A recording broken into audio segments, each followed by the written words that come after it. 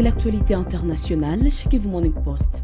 À Addis Abeba, en marge du 39e sommet de l'Union africaine, Félix Tshisekedi et João Lourenço ont insisté sur la mise en œuvre du cessez-le-feu en RDC, soulignant la nécessité de mécanismes de surveillance fiables, alors que l'AFCM 23 réaffirme son attachement au processus de Doha. Blaise Bassabossé pour plus de détails.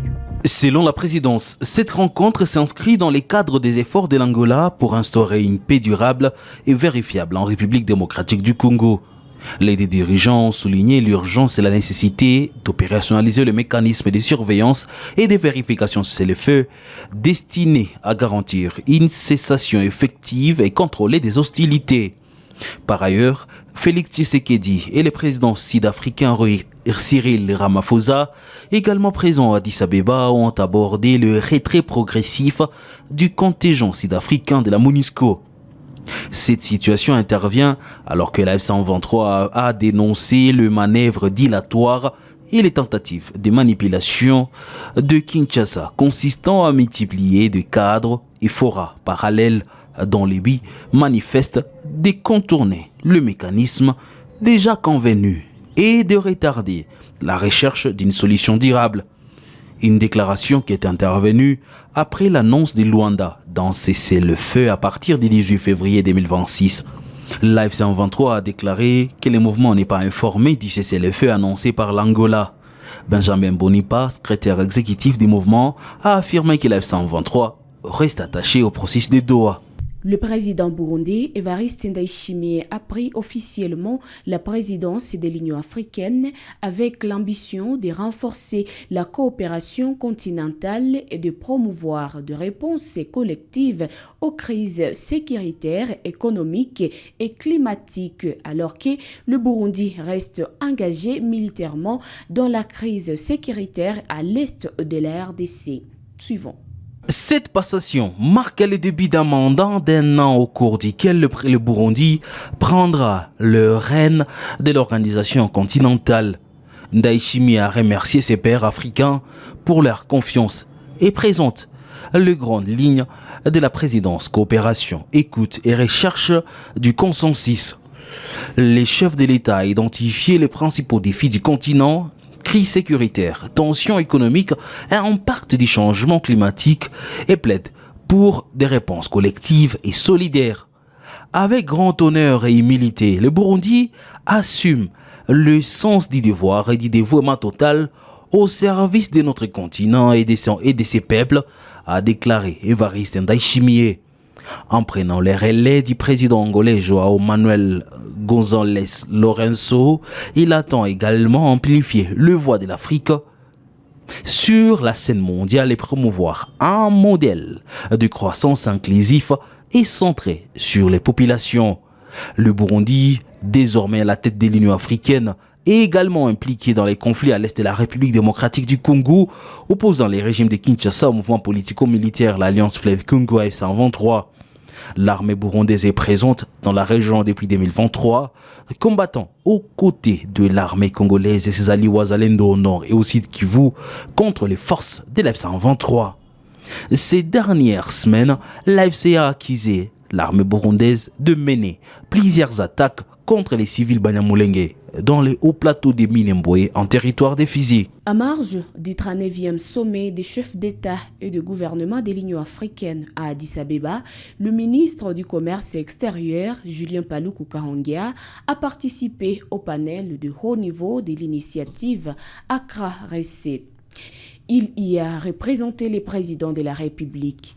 Lancée en septembre 2025 par le président ghanéen John Dramani Mahama, cette initiative vise à rompre avec le modèle de développement traditionnel et à replacer l'Afrique au centre de la coopération internationale. Suivant. L'engrenage depuis 30 ans, notamment c'est la certification de nos minéraux, de permettre à ce que les acheteurs finaux puissent se rassurer que les minéraux qui leur parviennent ont respecté toute la chaîne de traçabilité.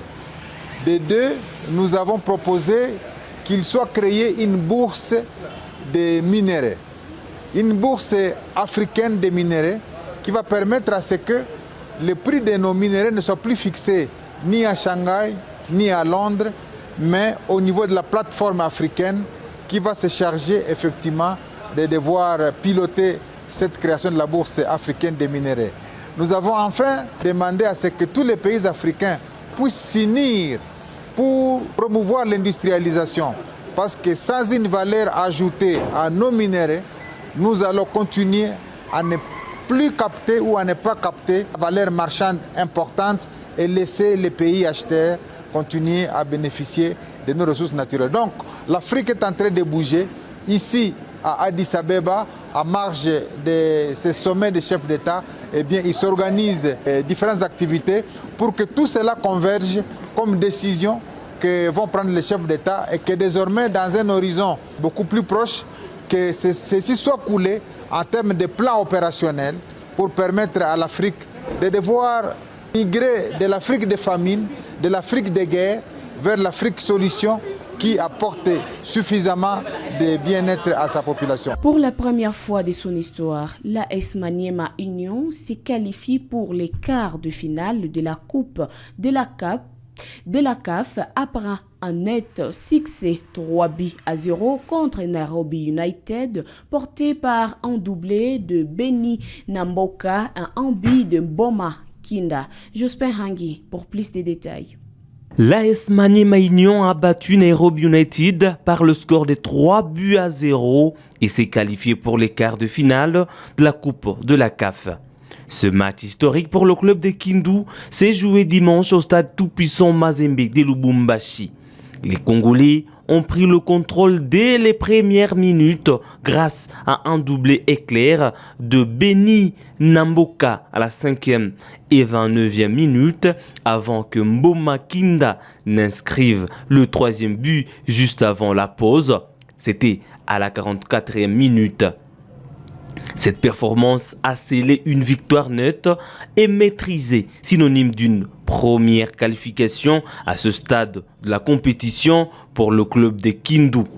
Fraîchement transféré de Céleste FC de Kinshasa, Namboka s'est imposé comme le maître à jouer de Maniema Union, auteur de 3 buts décisifs qui ont propulsé son équipe en tête de son groupe avec 12 points.